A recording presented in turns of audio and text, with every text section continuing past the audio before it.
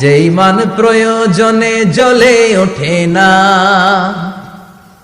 যে ঈমান সত্য ন্যায়ের কথা বলে না, যে ঈমান প্রয়োজনে জ্বলে ওঠে না, যে ঈমান সত্য ন্যায়ের কথা বলে না, যে ঈমান বাস্তবে নাই, যে ঈমান অন্তরে নাই, মুখে শুধু ফাঁকা বলি, কি করে তারে বলো ঈমানে বলি, কি করে তারে বলো ঈমানে বলি, কি করে তারে বলো ঈমানে বলি, ঠিক কি না?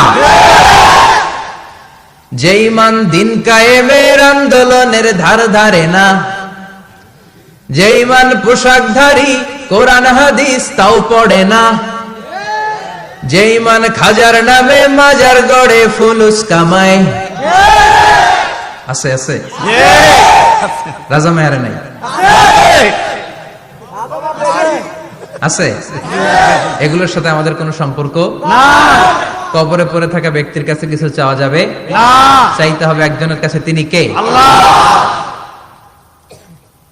যে ঈমান দিন কায়েমের আন্দোলনের ধার ধারে না, যে ঈমান লেবাসধারী কোরআন হাদিস তাও পড়ে না, যে ঈমান খাজার নামে মাজার গড়ে ফুলুস কামায়, যে ঈমান শিরকিয়াতের আমল করে ভীত না হয়, যে ঈমান বাস্তবে নাই, যে ঈমান ময়দানে নাই, মুখে শুধু কথার কলি, কি করে তারে বলো ঈমানে বলি,